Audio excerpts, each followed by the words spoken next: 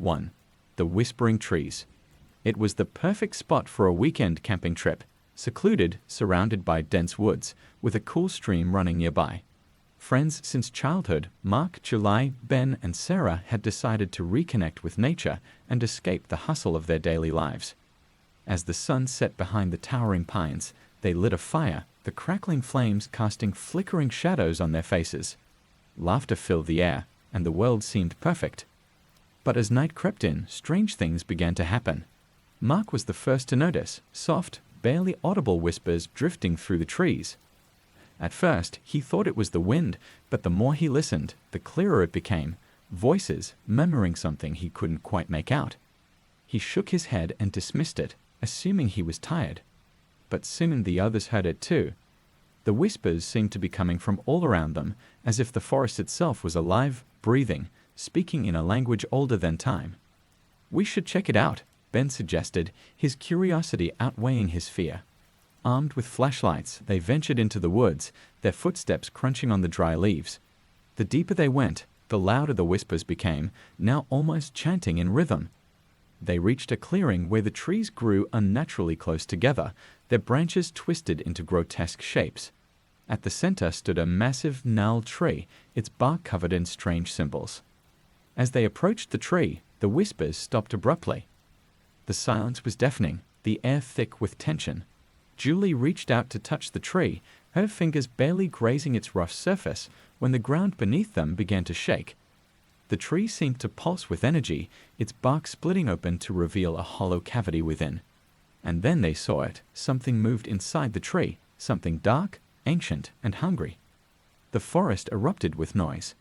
The whispers returned, louder, angrier, as the trees themselves seemed to close in on them. In a panic, they turned to run, but the path they had come from had vanished. The woods had shifted, trapping them in a maze of branches and shadows. The whispers grew louder still, filling their minds with dread.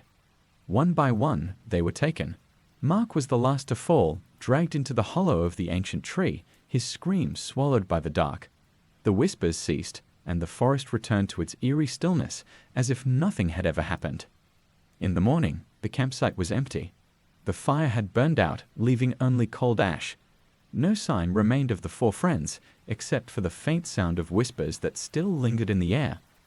2. The abandoned cabin. Emily and Jake had been driving through the mountains for hours, the winding roads twisting through dense forests and rocky cliffs. They were headed to a small town on the other side of the range, hoping to find a quiet weekend getaway.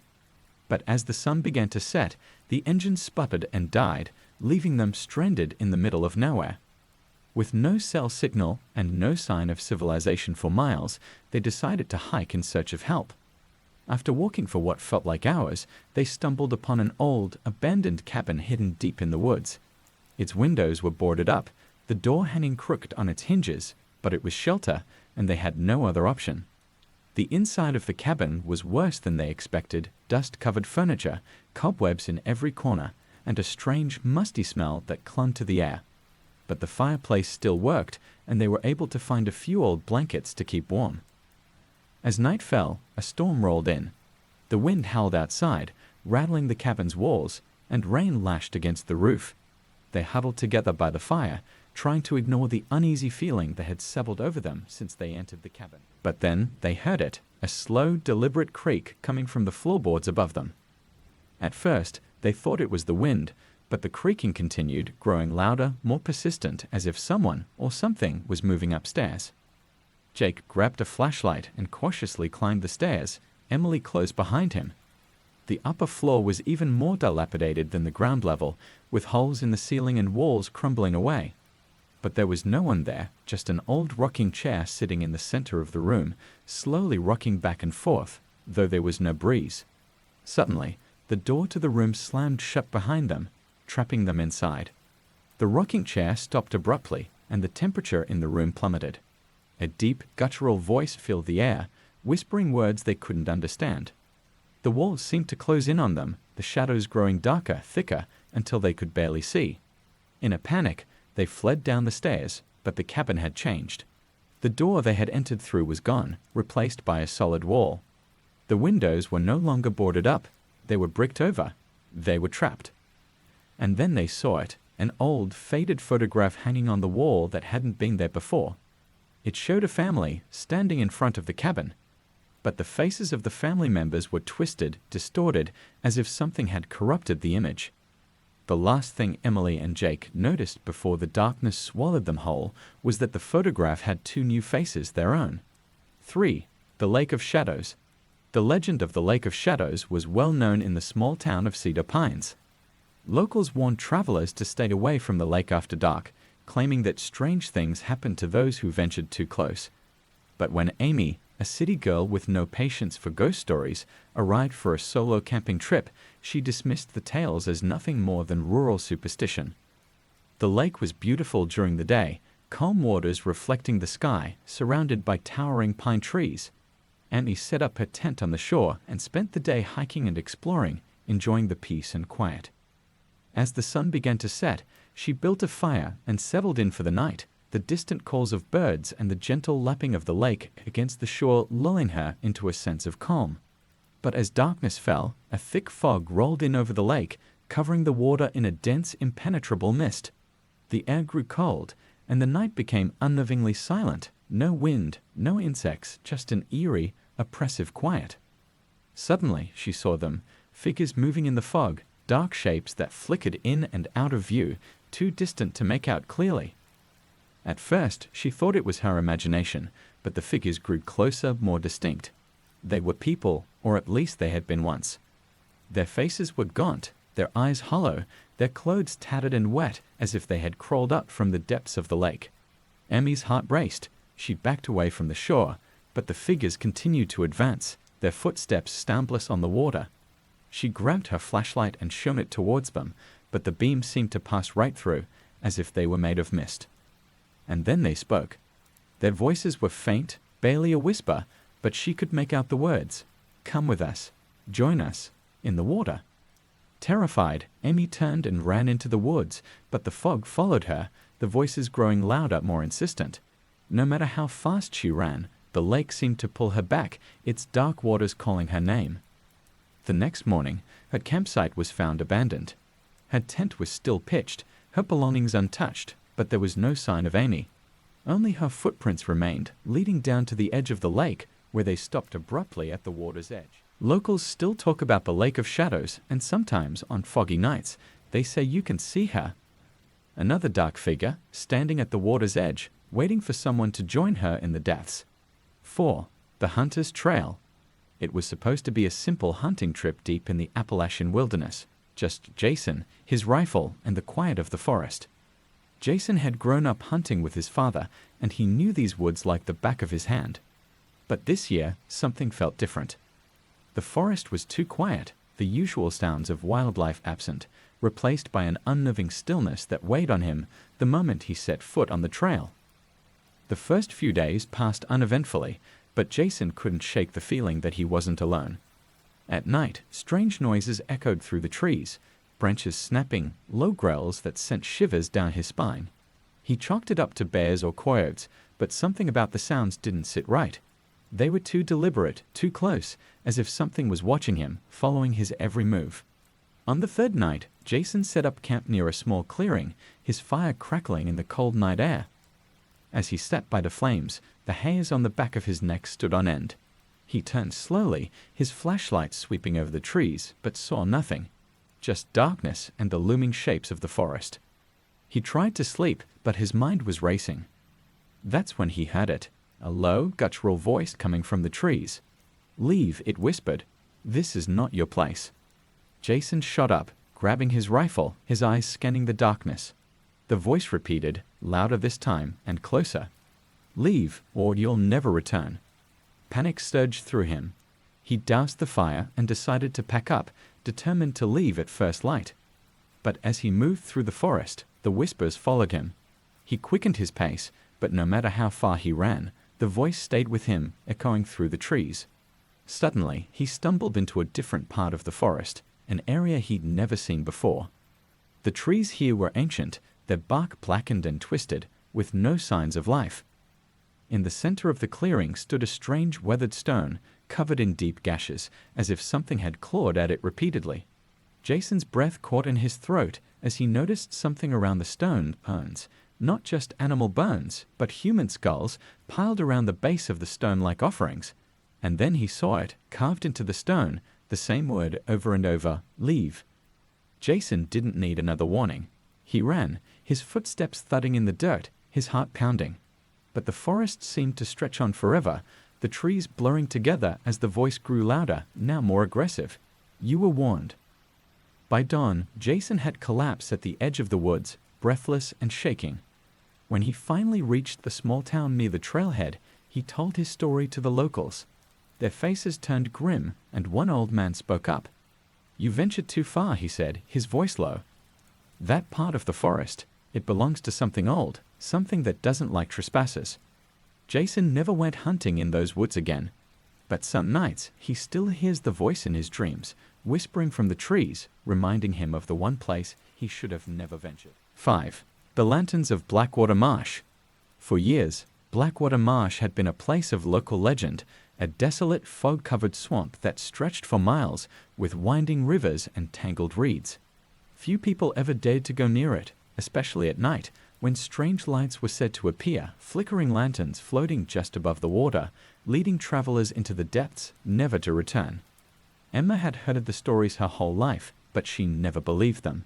She was a nature photographer, always searching for the next unique shot, and the haunting beauty of Blackwater Marsh seemed like the perfect subject. Ignoring the warnings from the locals, she packed her gear and set out to capture the mysterious beauty of the swamp at dusk. As the sun set, the marsh transformed into an eerie landscape of twisted trees, dark water, and creeping fog. Emma set up her camera near a small dock, the wooden boards rotting from years of neglect. The air was thick with the smell of stagnant water, and the only sounds were the occasional croak of a distant frog and the buzz of mosquitoes. Just as she was about to call it a night, she saw them, the lanterns. At first, there was only one, glowing faintly in the distance, bobbing gently above the water. Then another appeared, and another, until the entire marsh was dotted with floating lights, like a ghostly procession. Excitement surged through Emma as she snapped photo after photo, certain that she had captured something incredible. But as she watched the lights, she noticed something odd. They weren't stationary. Slowly, they began to drift towards her, gliding over the water with a purposeful grace. Curiosity turned to unease as the lights drew closer, their glow casting eerie shadows on the water. Emma tried to pack up her gear, but her hands were shaking. She turned to leave, but the path she had come from was now submerged in fog. The lights were all around her now, flickering and swaying like lanterns held by invisible hands. "Who's there?" she called out, her voice trembling. But there was no response, only the soft lapping of water and the growing hum of the marsh. One of the lights floated inches away from her face, and for the first time, Emma saw what lay behind the glow. An empty, hollow skull, its eye sockets burning with unnatural fire. Dozens of figures emerged from the fog, their bodies nothing more than shadows draped in tattered clothing, each holding a lantern that burned with an otherworldly light. Emma screamed and ran, but the marsh was a labyrinth of mud and water, her feet sinking with every step. The lanterns followed her, their eerie glow lighting the way, but no matter how fast she ran, she couldn't escape them. The swamp seemed alive, the reeds twisting around her ankles, pulling her down. In her last moments, as the lanterns closed in, Emma understood the truth behind the legend. The lights were not leading her out, they were guiding her deeper into the marsh, to join the lost souls who had wandered there before her. When her camera was found weeks later, the photos inside showed nothing but darkness, except for the last image. In the center of the frame, barely visible through the fog, was a single glowing lantern. 6. The Scream of Red Ridge. The hikers had heard the legend of Red Ridge from the locals. High in the Rocky Mountains, there was a remote trail that no one dared to climb. The reason was simple. The ridge was cursed. Decades ago, a group of miners had been trapped in an avalanche, their bodies never recovered, their screams said to still echo through the cliffs on windy nights. But Matt, Lucy, and Dylan weren't ones to believe in ghost stories. They were seasoned hikers, always looking for a new challenge. Red Ridge seemed like just another mountain to conquer. Ignoring the warnings, they set out at dawn, eager to reach the summit before sunset. The first part of the hike was uneventful, the trail winding through thick forests and rocky terrain. But as they climbed higher, the atmosphere began to change. The wind picked up, howling through the trees, and a heavy fog rolled in, obscuring their view of the peak. By midday, they had reached a narrow pass that led to the final ascent. The fog was thick now, swirling around them like smoke. That's when they heard it, a distant scream carried on the wind. It was faint at first, almost like the sound of an animal in distress. But as they continued, the screams grew louder, more desperate, like someone was trapped just ahead. "Did you hear that?" Lucy asked, her voice shaking. Matt nodded, his face pale. "It's probably just the wind. Let's keep moving." But the screams didn't stop. They echoed through the cliffs, growing more frantic with each step they took. Dylan, usually the bravest of the group, suggested they turn back, but Matt insisted they were too close to the summit to stop now. As they reached the final stretch, the fog parted, revealing the jagged cliffs of Red Ridge. But the sight before them was nothing like they had imagined. The ridge was littered with bones, human bones, half buried in the snow, their skeletal hands reaching out as if frozen in their final moments of terror. The screams were deafening now, coming from everywhere and nowhere at once. And then they saw them, the figures. Dark silhouettes, standing motionless at the edge of the cliff, their faces hidden by the fog. Suddenly, the wind shifted, and the figures began to move, slowly advancing toward the hikers. Their bodies were twisted and broken, their eyes hollow and filled with an unnatural rage. Panic seized the group as they turned to flee, but the figures followed, their movements unnaturally fast despite their broken limbs. The screams filled the air, drowning out the sound of their footsteps as they ran for their lives. By the time they reached the base of the mountain, only Lucy remained, gasping for breath, her eyes wide with terror. No one believed her story, of course. The authorities searched the mountain for days, but found no trace of Matt or Dylan. The only thing they discovered was a message carved into the rock near the summit. "The mountain keeps what it takes." From that day forward, no one dared to climb Red Ridge again. But on quiet nights when the wind howls through the mountains, locals say you can still hear the screams of those who never made it down. 7. The Forgotten Carnival. No one remembered when the old carnival first appeared on the outskirts of the small town. Some claimed it had always been there, abandoned and rotting, while others swore they remembered it being active decades ago. Either way, the dilapidated fairground had become a local legend, with children daring each other to sneak through its rusted gates at night. One summer evening, a group of friends, James, Claire, Danny, and Liz, decided to investigate the carnival for themselves. They had heard the stories, but none of them believed in ghosts or curses. Armed with flashlights and phones, they made their way through the overgrown weeds that covered the carnival's entrance. The faded sign overhead, once vibrant, now hung lopsided, its letters barely legible: Halloween's Carnival. Come one, come all. The grounds were eerily still, as if frozen in time. The carousel, though long broken, still stood in the center of the park, its horses cracked and missing eyes. The Ferris wheel loomed overhead, its seats swaying gently in the breeze, though no wind could be felt. The smell of stale popcorn lingered in the air, mixing with the scent of rust and decay. "Let's check out the funhouse," James suggested, pointing toward a crumbling building with a faded clown painted above its entrance. His voice held a bravado none of them felt, but they followed anyway, curiosity pulling them forward. Inside the funhouse, the air was thick and musty, the mirrors warped and cracked. Their reflections stretched and twisted as they moved through the maze of corridors. The floorboards creaked underfoot, and the sound echoed unnaturally in the enclosed space. Suddenly, Claire stopped. "Did you hear that?" she whispered. The others paused, listening. At first, there was only silence, but then it came, a faint melody, the sound of carnival music drifting through the air, as if a distant kolyep was playing somewhere deep within the funhouse. "It's probably just an old recording or something," Danny said, though his voice wavered. "These places always have weird speakers or—" His sentence was cut short by a loud crash behind them. They spun around, their flashlights sweeping the darkened room, but there was nothing there. The funhouse, however, seemed different now. The corridors that had let them in had vanished, replaced by a new, unfamiliar layout. The mirrors distorted not just their reflections but the space around them, creating an endless labyrinth of glass and shadows. Panic began to set in as they realized they were lost. Every turn led them deeper into the funhouse, the mirrors reflecting endless versions of themselves, some of which didn't move in sync with their actions. Claire swore she saw one of her reflections smile when she hadn't, its eyes gleaming with malevolent intent. Then the laughter started. At first it was faint, like the giggle of a child playing hide-and-seek. But it grew louder, more maniacal, echoing through the funhouse until it seemed to come from everywhere at once. The group huddled together, their flashlights flickering as they tried to find a way out. Suddenly, Liz screamed. Her reflection in one of the mirrors had reached out toward her, its fingers stretching impossibly long, dragging her into the glass. The others watched in horror as she disappeared, her scream fading into the cacophony of laughter. Desperate they ran, but the funhouse seemed alive, the walls shifting and closing in. The music grew louder, now a twisted carnival tune that set their nerves on edge. They stumbled into a room filled with mirrors, their reflections staring back at them, except, this time, the reflections didn't mimic their terror. The reflections smiled.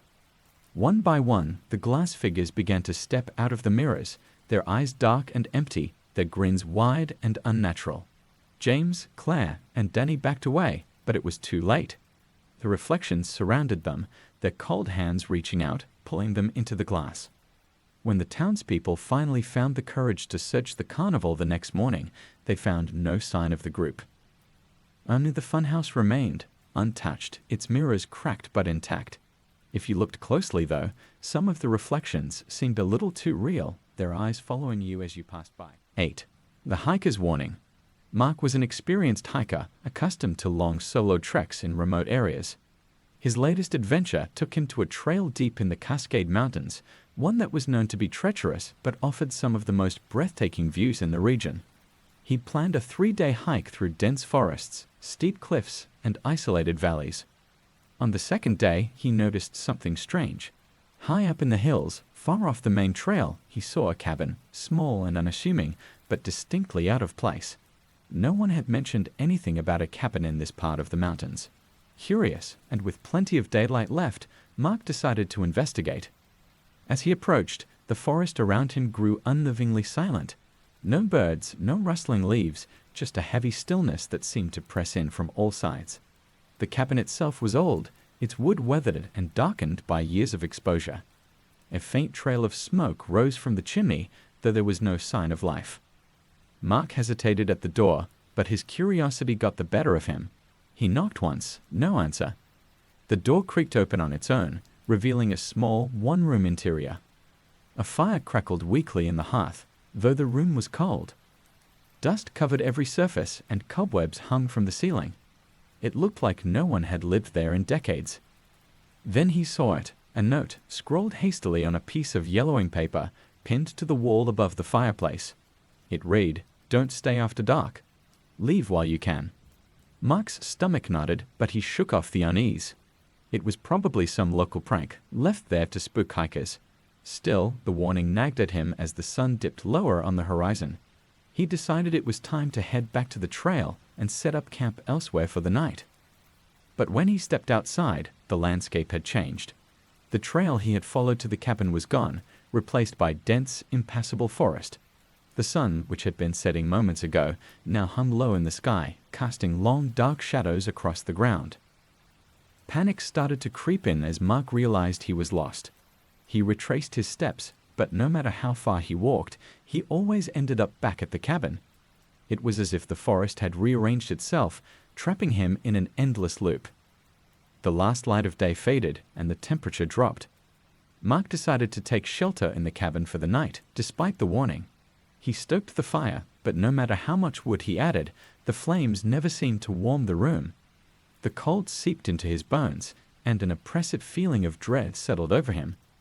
That's when he heard it, soft footsteps outside, crunching through the underbrush. At first, he thought it was an animal, but the steps were too deliberate, too human. They circled the cabin, slow and methodical, as if whoever or whatever was out there was waiting for something. Mark grabbed his flashlight and peeked out the window. Nothing. But the footsteps continued, growing louder, closer. Then came the whispers, faint, unintelligible, but unmistakably human voices, coming from just beyond the tree line. Suddenly, the door rattled on its hinges, as if someone was trying to force it open. Mark backed away, his heart racing. The whispers grew louder, now inside the cabin, though no one was there. The fire sputtered out, plunging the room into darkness. In the pitch black, Mark could feel them, cold, unseen hands brushing against his skin, tugging at his clothes.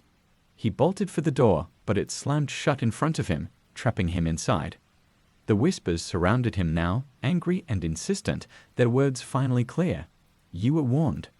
By morning, Mark's body was found by a search party, curled up in the corner of the cabin. There were no signs of a struggle, no visible injuries. The only clue was the note still pinned to the wall. Don't stay after dark. 9. The Hollow Man. The small village of Greendale had a legend, one that was whispered among the children and ignored by the adults. They called him the Hollow Man, a creature that wandered the nearby woods, invisible by day, but emerging at night to prey on those foolish enough to venture too far from the safety of their homes. The Hollow Man, they said, was not made of flesh and bone like other monsters. He was a void, a shadow, a thing that existed in the spaces between the trees, waiting for darkness to fall so he could take form. No one had ever seen him and lived to tell the tale, but the stories persisted, of people disappearing in the woods, their bodies never found, only their voices echoing in the night, calling for help. Ella had always thought the legend was just that, a story to scare children into staying close to home. She was a skeptic, never one to believe in the supernatural. But one night, as she walked home through the woods after visiting a friend, she heard it. A voice. At first it was faint, barely a whisper carried on the wind. Help, help me. It sounded like a child, lost and scared, just out of sight. Ella paused, listening. The voice came again, clearer this time, but still distant. Please, help. She knew the woods well and couldn't imagine anyone getting lost there, especially at this hour. But the voice tugged at her heart, and she couldn't ignore it. She stepped off the path, her flashlight cutting through the darkness as she followed the sound. Where are you? She called out, her voice trembling slightly. Here, the voice answered. I'm here. She pressed on, but no matter how far she walked, the voice never seemed to get any closer. The trees around her grew denser, the air colder, and the forest darker. Soon, the path behind her disappeared entirely, swallowed by the night. Help me. The voice was right in front of her now, but when she raised her flashlight, there was nothing there, just an empty clearing surrounded by trees. That's when she felt it, a cold, hollow presence, like something was standing just behind her, breathing down her neck. Slowly she turned, and there he was. The Hollow Man. He had no face, no eyes, no mouth, just a shadowy outline of a man, tall and gaunt, with arms too long and fingers that stretched into the darkness. He reached out for her, his hand passing through the beam of her flashlight, absorbing the light as if it had never existed. Ella screamed and ran, but the Hollow Man followed, his footsteps silent, his presence suffocating. The trees twisted and warped as she ran, the path shifting beneath her feet. The village lights were nowhere in sight, and the woods had become an endless maze. Behind her, the voice called again, but now it was different, darker, mocking. You can't leave. She stumbled and fell, her flashlight skidding away into the darkness.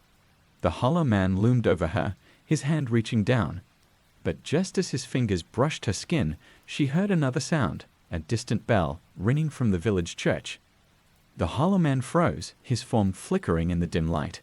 Then, without a sound, he vanished, leaving only the cold night air behind. Ella never spoke of what happened that night, but she never walked through the woods alone again. And on quiet nights when the wind rustles through the trees, she can still hear the voice. Help me, but she knows better than to follow it. 10. The Haunting of Silver Creek Bridge. The Silver Creek Bridge had stood for over a century, an old wooden structure spanning the narrow but fast-moving waters of Silver Creek. Most days it was quiet, just a forgotten relic on the outskirts of town. But on stormy nights, the locals said you could hear the cries of those who had lost their lives in the dark waters below.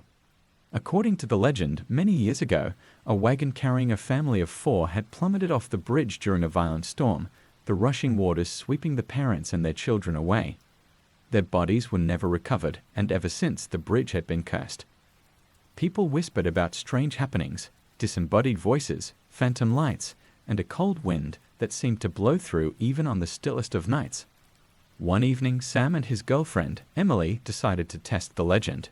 It was the middle of summer, and a storm was rolling in, just the kind of night the story spoke of. They drove out to the bridge, laughing at how silly the whole thing seemed. The rain had just begun to fall when they arrived, a light drizzle that made the road slick.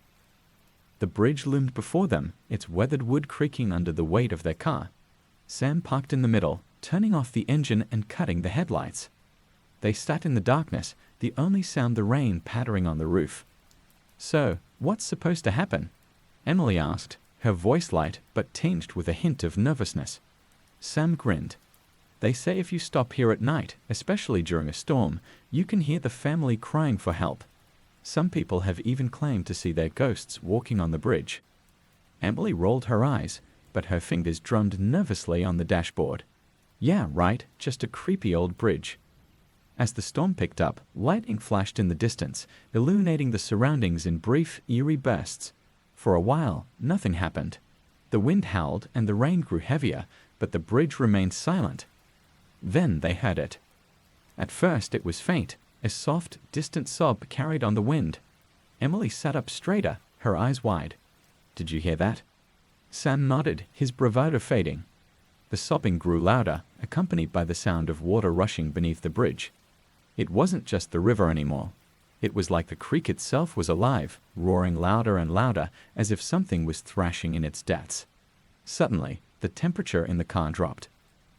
Their breath fogged up the windows, and the air felt thick and oppressive. Sam reached for the keys, ready to start the car, but before he could, the headlights flickered on by themselves. What they saw illuminated in front of the car made their blood run cold. A figure stood on the bridge, soaked to the bone, its hair hanging in wet, tangled strands over its face. The figure seemed to shimmer in the rain, almost transparent, but unmistakably human. Slowly, it raised its head, revealing hollow, sunken eyes. Behind it, 3 smaller figures appeared, standing silently, their faces pale and drawn. Emily screamed, and Sam fumbled with the ignition, but the car wouldn't start. The figures began to move closer, their feet not quite touching the ground, gliding silently across the bridge toward them. Their mouths opened, and a deafening wail filled the air, drowning out the storm. Desperate, Sam yanked the door open and grabbed Emily's hand. "We need to run." They bolted from the car, racing toward the end of the bridge, but the figures followed, their cries growing louder, more frantic. The wind howled around them, and the rain felt like icy needles piercing their skin. Just as they reached the edge of the bridge, the sound of the creek below intensified, and Emily glanced back. The figures had stopped. They stood at the center of the bridge, staring after them with hollow, mournful eyes. The smallest of the children raised a hand, beckoning them back. "Help us," a soft voice whispered through the storm. Without a second thought, Sam and Emily fled, running until their lungs burned and the bridge was far behind them. When they'd finally reached their car, the headlights were off, and the engine roared to life as soon as Sam turned the key. They never spoke of that night again, but every time a storm rolled in, Sam felt an icy chill run down his spine. And when they passed Silver Creek Bridge, they never stopped, no matter how quiet the night seemed. 11. The Ghosts of Cedar Mill. The Cedar Mill was once the lifeblood of the town, a place where lumber was processed and shipped out to surrounding areas. But that was decades ago. Now it stood abandoned, a hollow shell of crumbling brick and rusting metal. The locals said it was haunted by the spirits of the workers who had died in a tragic fire, their souls trapped in the decaying structure. Jonah had heard the stories since he was a child. The mill was a popular spot for days, but no one ever stayed past sunset. There were rumors of ghostly figures wandering the grounds, machines turning on by themselves, and the unmistakable smell of burning wood, even though the fire had long since been extinguished. One evening, Jonah and his friends decided to explore the mill for themselves. They arrived just before dusk, armed with flashlights and their phones to document the adventure. As they approached the mill, its towering silhouette cast long shadows over the overgrown yard. The air was still, and the only sound was the crunch of gravel underfoot. The inside of the mill was even more unsettling. The old machines stood like silent sentinels, their metal parts covered in rust and cobwebs. The air was thick with dust, and every step echoed through the empty building. Jonah led the way, his flashlight sweeping over the crumbling walls and broken windows. "Let's go to the basement," one of his friends suggested, his voice hushed. "That's where they say the fire started." The group hesitated, but curiosity won out. They found the stairwell leading down into the basement, the stairs creaking ominously under their weight. The basement was colder than the rest of the mill, the air damp and heavy. As they reached the bottom, the smell of smoke hit them, a faint, acrid scent that made Jonah's stomach turn. "Do you smell that?" he whispered, shining his flashlight around the room. His beam landed on a pile of old wood, blackened and charred, as if the fire had just been put out. Suddenly, the sound of machinery filled the air. The old saws and conveyor belts, long dormant, roared to life, their rusted gears grinding and screeching as they moved. The group froze, their hearts racing, but there was no time to react. A figure appeared in the doorway, an old man, his face pale and gaunt, his clothes covered in soot. He stared at them with empty eyes, his mouth opening in a silent scream. The lights from their flashlights flickered, and then everything went dark. The sound of the machines grew louder, drowning out their panicked breaths. Jonah could feel the heat of the fire, even though he knew there were no flames. The smell of burning wood intensified, choking the air. "Run!" someone yelled, and they bolted for the stairs, tripping and stumbling in the darkness. The basement seemed to stretch on forever, the walls closing in, the heat suffocating. The ghostly figure followed, its silent scream echoing in their ears. When they finally burst out of the mill, the cool night air hit them like a wave. The sounds of the machines stopped instantly, and the building stood silent once more, as if nothing had happened. Jonah glanced back at the mill, his heart pounding in his chest. In the faint light of the setting sun, he saw them, figures standing in the broken windows, their faces pale and expressionless, watching as they flood. The cedar mill was haunted, and now Jonah knew it wasn't just a story. The ghosts of the workers trapped in the fire still lingered, bound to the place where they had died, forever reliving their final moments. 12. The Wailing Woods. Deep in the Appalachian Mountains, there's a stretch of forest known as the Wailing Woods. The locals avoid it, saying the place is cursed, that at night you can hear the cries of those who've disappeared there over the years. Some say the woods are home to an ancient spirit, a creature that lures the unsuspecting with its cries, trapping them forever in the dense, twisted trees. Tina had heard the stories growing up, but like many urban legends, she didn't believe them. She was an experienced hiker, always seeking new trails and remote areas to explore. The Wailing Woods, with its dark history and thick, untamed forest, seemed like the perfect challenge. She set out early in the morning, determined to reach the heart of the forest by dusk. The trail was narrow and overgrown, winding through the towering trees, their branches creating a canopy that blocked out much of the sunlight. As she ventured deeper, the sounds of the forest, birds, insects, and the rustle of leaves began to fade, replaced by an eerie silence. Tina checked her map, but the trail had disappeared, swallowed by the forest. She wasn't worried. She had a compass and plenty of supplies. But as the hours passed, the unease grew. The silence was unnatural, oppressive, and she couldn't shake the feeling that she was being watched. As the sun dipped below the horizon, Tina set up camp in a small clearing, lighting a fire to ward off the chill of the night. But the flames did little to comfort her. The trees around her seemed to press in, their gnarled branches reaching out like skeletal hands. And then she heard it. A soft, mournful cry echoed through the woods, distant at first, but growing closer. It sounded like a woman, lost and afraid, calling out for help. Tina froze, her heart racing. She knew the stories, knew the warnings, but the cry tapped at her, pulling her toward the trees. "Help, me!" The voice was weak, desperate. Tina grabbed her flashlight, shining it into the woods, but the beam barely penetrated the darkness. Against her better judgment, she called out, "Hello, is someone there?" The crying stopped abruptly, replaced by a low whisper that seemed to come from all around her. "Come find me." Tina's blood ran cold. She backed away, her instincts screaming at her to leave, but before she could move, the trees began to shift. The branches twisted, the shadows deepening as the forest came alive. The voice returned, louder, more insistent. "Come to me." Suddenly, figures appeared in the darkness, shadowy shapes moving between the trees, their faces hidden in the gloom. Tana's flashlight flickered, and for a brief moment she saw them clearly. The figures were gaunt, their skin stretched tight over their bones, their eyes hollow and lifeless. They were the lost, the ones who had disappeared into the Wailing Woods, never to be seen again.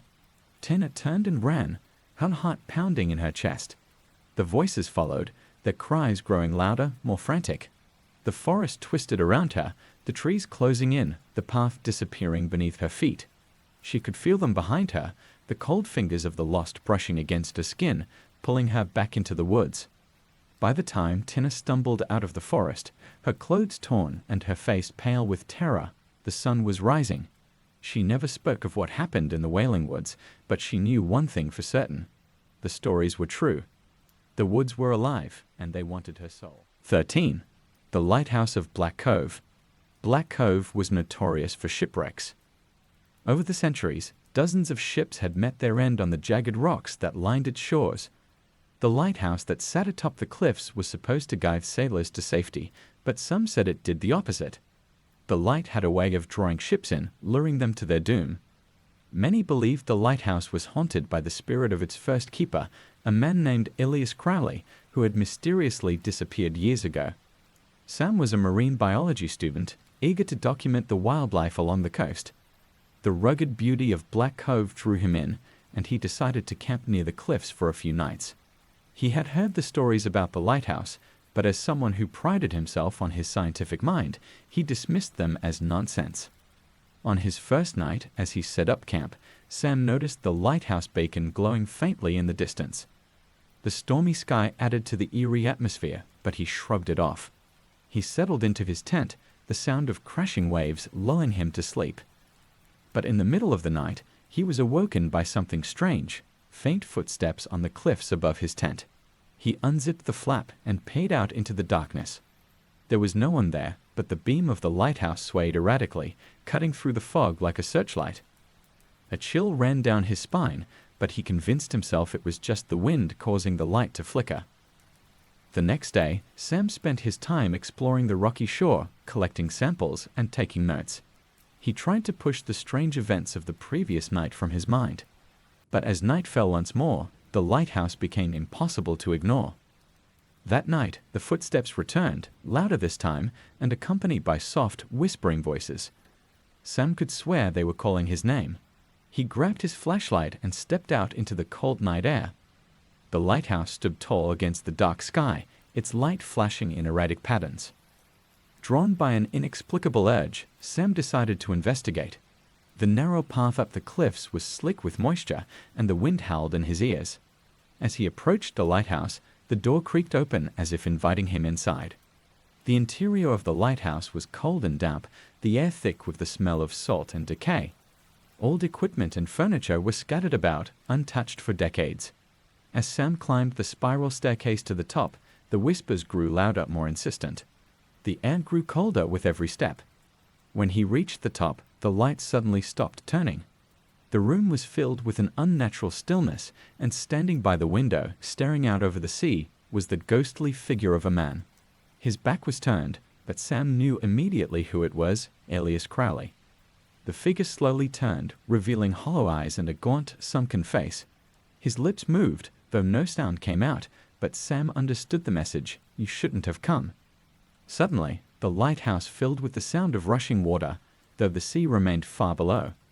The walls seemed to close in, and the floor began to tilt as if the entire structure was sinking into the ocean. Panicked, Sam tried to flee, but his legs felt heavy, and the whispers surrounded him, growing louder, more aggressive. Just as he reached the door, he was pulled back by an unseen force, the cold grip of something long dead wrapping around his arms. The last thing he saw before darkness overtook him was Elias Crowley's face, twisted into a smile. Sam was found the next morning at the base of the cliffs, unconscious and soaked to the bone. His equipment was scattered, and his notes were ruined by water. When he awoke, he had no memory of what had happened after entering the lighthouse. But every time he closed his eyes, he could still hear the whispers calling his name, as if something was waiting for him to return. 14. The face in the window. Jenna had just moved into an old Victorian house on the edge of a small town. The house had been abandoned for years, but something about its Gothic charm appealed to her. It was cheap too, almost suspiciously cheap. The realtor had said it needed some repairs, but Jenna was confident she could fix it up and turn it into a beautiful home. From the moment she moved in, strange things started happening. At first they were small, doors that creaked open on their own, cold drafts that came from nowhere, the faint scent of flowers that would occasionally fill a room. Jenna chalked it up to the house's age, but then she began to notice something more unsettling. A face in the upstairs window. It was always just out of sight, a pale figure standing behind the curtain, watching her from the second-floor bedroom. Jenna tried to ignore it, convincing herself it was a trick of the light, but no matter how many times she checked, the face was always there.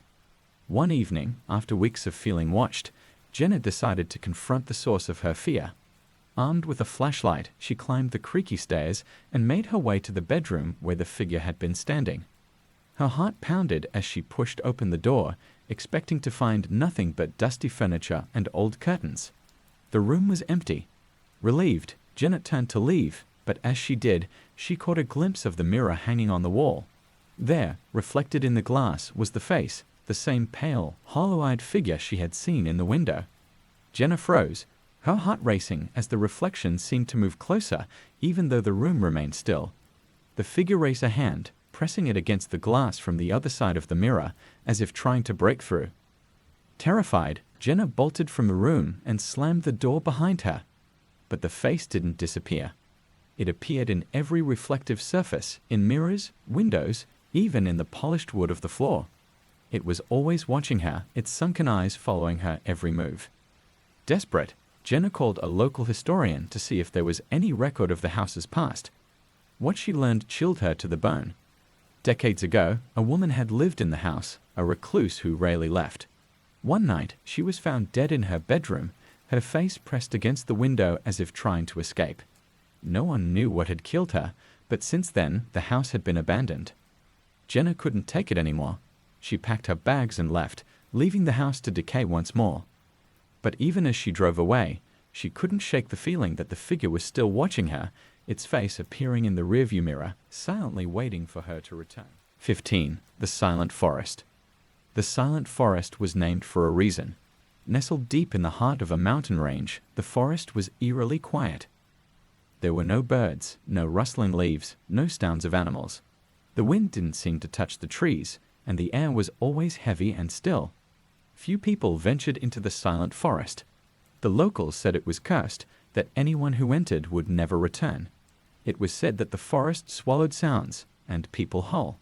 But Matt was a skeptic, and he prided himself on debunking local myths. So when he heard about the silent forest, he made it his mission to explore it. He set off alone, his backpack loaded with supplies and a recorder to document his journey. As he entered the forest, he was struck by the unnatural stillness. The silence was oppressive, like a thick blanket that muffled everything. Even his own footsteps seemed distant, barely audible on the moss-covered ground. Hours passed, and the deeper Matt ventured, the more disoriented he became. The trees all looked the same, their branches twisted and gnarled, and the path he had been following disappeared into the undergrowth. He stopped to take a break, sitting on a fallen log. As he pulled out his recorder, he noticed something strange. It had been running the entire time, but there was no sound. No birds, no wind, not even the sound of his own voice. Suddenly, a sharp crack echoed through the forest, breaking the silence. Matt spun around, but there was nothing there. Another crack, closer this time. It sounded like footsteps, but no one was there. His heart pounded as the sound continued, slow, deliberate steps, moving in a circle around him. But he couldn't see anyone or anything making the noise. Matt grabbed his pack and began to move quickly, trying to retrace his steps, but the sound followed him. No matter how fast he moved, the footsteps stayed close, never getting louder, never fading.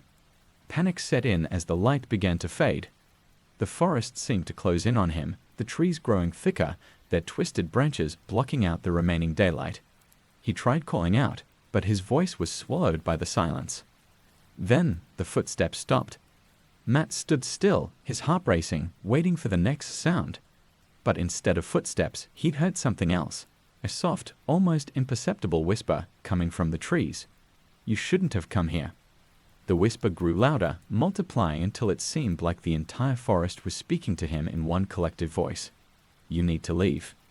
Matt ran, crashing through the underbrush, his breath coming in ragged gasps. The whispers followed him, their words growing darker, more sinister. The forest seemed to shift around him, leading him deeper instead of out. By the time he stumbled out of the silent forest, the sun had set, and the air was cold. He collapsed on the ground, exhausted and terrified. He had no idea how he had made it out, but he knew one thing for sure: he would never return to that place. When he played back the recorder, there was no sound, just static. But at the very end, just before the tape cut out, a voice whispered, "You were warned." 16. The Phantom Train of Hollow Hill. Hollow Hill was a small, forgotten town nestled in a valley, surrounded by dense forests and steep cliffs. A century ago, it had been a thriving mining community with a railroad that ran through the mountains, connecting it to the outside world.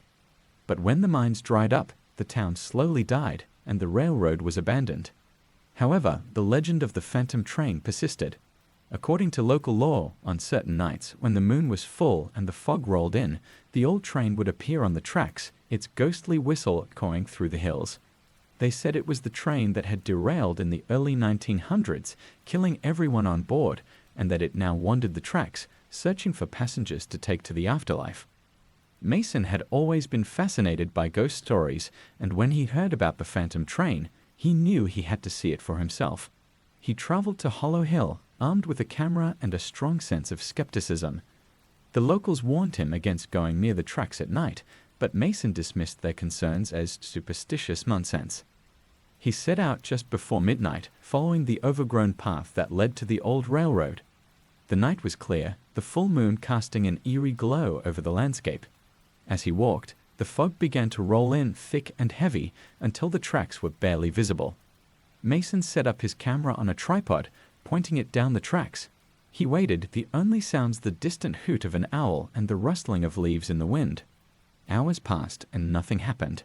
He began to feel foolish, thinking he had wasted his time on a silly ghost story. But just as he was about to pack up and leave, he heard it, a faint whistle in the distance, carried on the wind. His heart skipped a beat as he strained to listen. The whistle came again, louder this time, followed by the unmistakable sound of a train approaching, the clatter of wheels on the tracks growing louder with each passing second. Mason's breath caught in his throat as he saw a faint light appear in the distance, slowly growing brighter. The train was coming, but it wasn't like any train he'd ever seen. The engine was old, its metal rusted and blackened by soot. The windows were shattered, and the passenger cars were filled with shadowy figures, their faces obscured by darkness. The train slowed as it approached Mason, the whistle blowing one last mournful note. The fog swirled around it, giving it an ethereal, otherworldly appearance. Mason stood frozen, his camera forgotten as the train pulled to a stop in front of him. The doors of the passenger car creaked open, and Mason felt a cold breeze wash over him. A figure stepped out, a tall man in an old-fashioned conductor's uniform, his face pale and gaunt, his eyes hollow. He tipped his hat to Mason, then gestured for him to board. "Come on now," the conductor said in a voice that was barely more than a whisper. "The train's bound for the final destination. There's a seat waiting just for you." Mason felt an overwhelming urge to step forward, to board the train and leave everything behind. But something held him back, a small voice in the back of his mind, telling him to run, to get as far away as possible. He shook his head and took a step back, the spell broken. The conductor's expression darkened, and he took a step forward, his hand reaching out to grab Mason. But just as the conductor's hand brushed Mason's arm, the train's whistle blew again, and the doors slammed shut. The engine roared to life, and the train began to move, slowly at first, then faster, until it was nothing more than a blur in the fog. Mason watched as the train disappeared into the night, the sound of its whistle echoing in his ears long after it was gone. He collapsed to the ground, his heart pounding, grateful to be alive. When he reviewed the footage from his camera the next day, there was nothing, no train, no conductor, no fog. It was as if the entire experience had been a dream.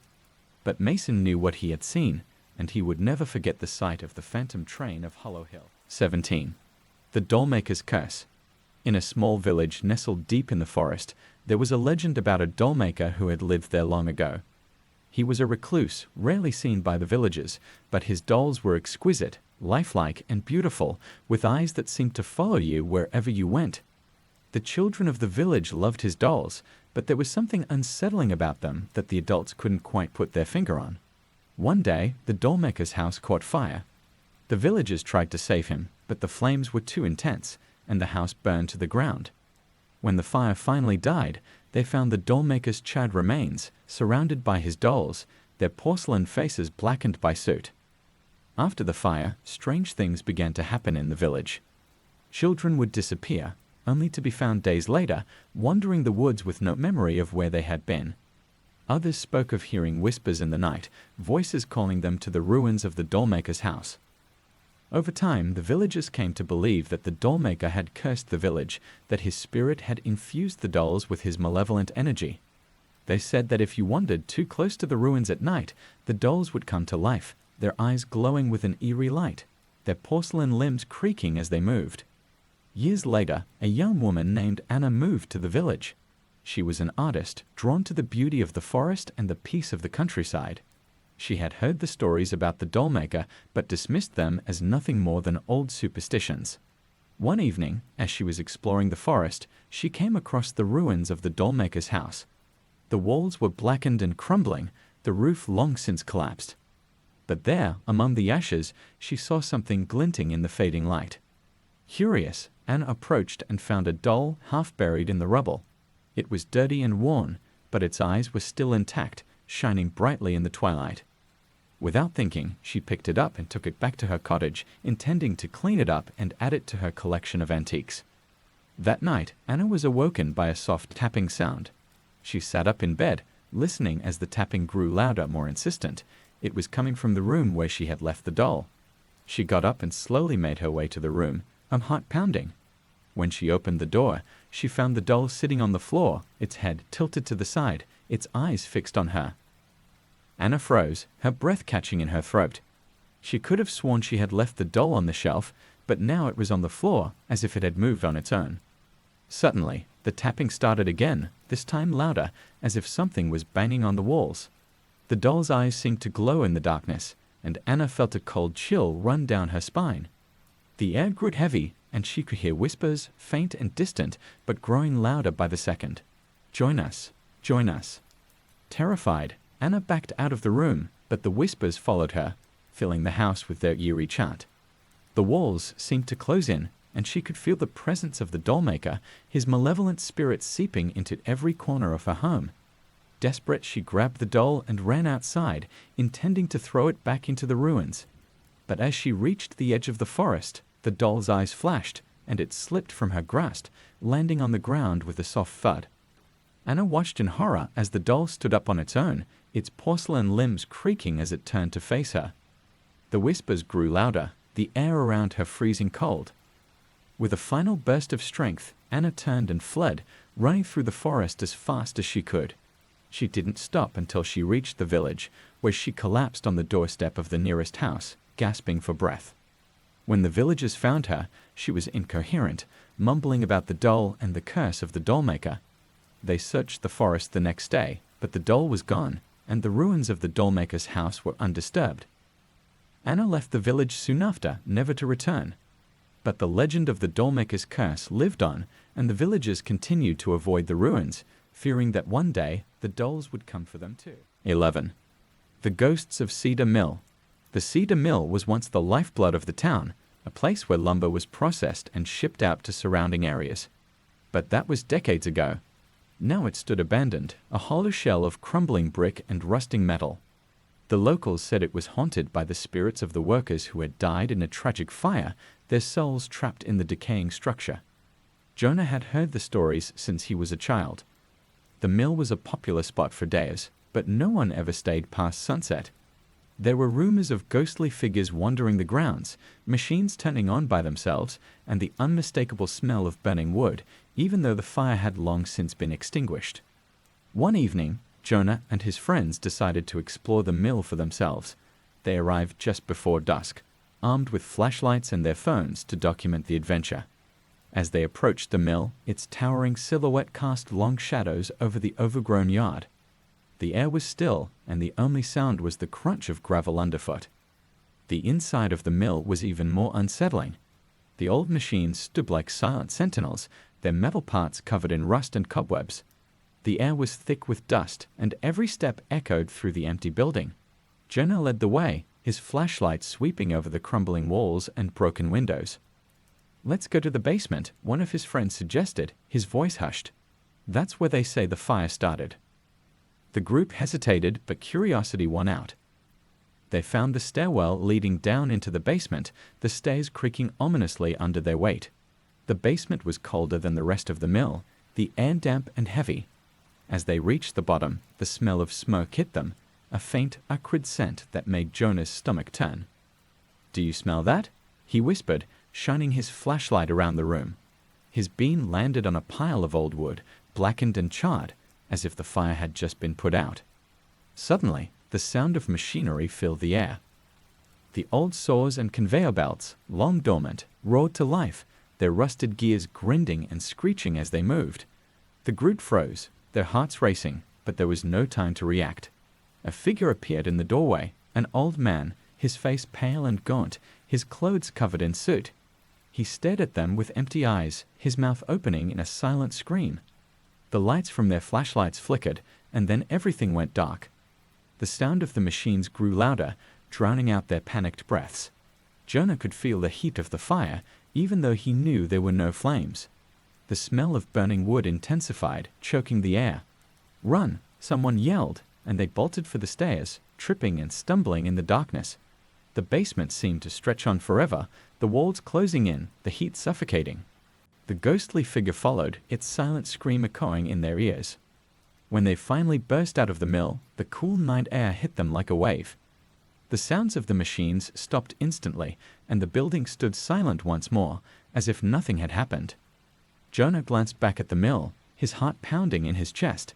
In the faint light of the setting sun, he saw them, figures standing in the broken windows, their faces pale and expressionless, watching as they fled. The cedar mill was haunted, and now Jonah knew it wasn't just a story. The ghosts of the workers trapped in the fire still lingered, bound to the place where they had died, forever reliving their final moments. 8. The hiker's warning. Mark was an experienced hiker, accustomed to long solo treks in remote areas. His latest adventure took him to a trail deep in the Cascade Mountains, one that was known to be treacherous but offered some of the most breathtaking views in the region. He planned a 3-day hike through dense forests, steep cliffs, and isolated valleys. On the second day, he noticed something strange. High up in the hills, far off the main trail, he saw a cabin, small and unassuming, but distinctly out of place. No one had mentioned anything about a cabin in this part of the mountains. Curious, and with plenty of daylight left, Mark decided to investigate. As he approached, the forest around him grew unnervingly silent. No birds, no rustling leaves, just a heavy stillness that seemed to press in from all sides.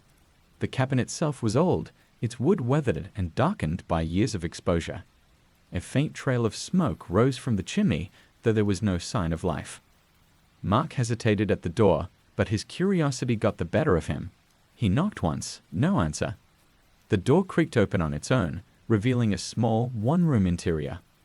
A fire crackled weakly in the hearth, though the room was cold.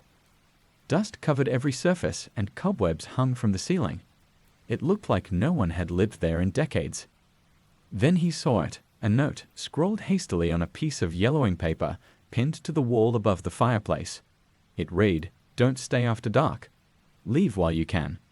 Mark's stomach knotted, but he shook off the unease. It was probably some local prank, left there to spook hikers. Still, the warning nagged at him as the sun dipped lower on the horizon.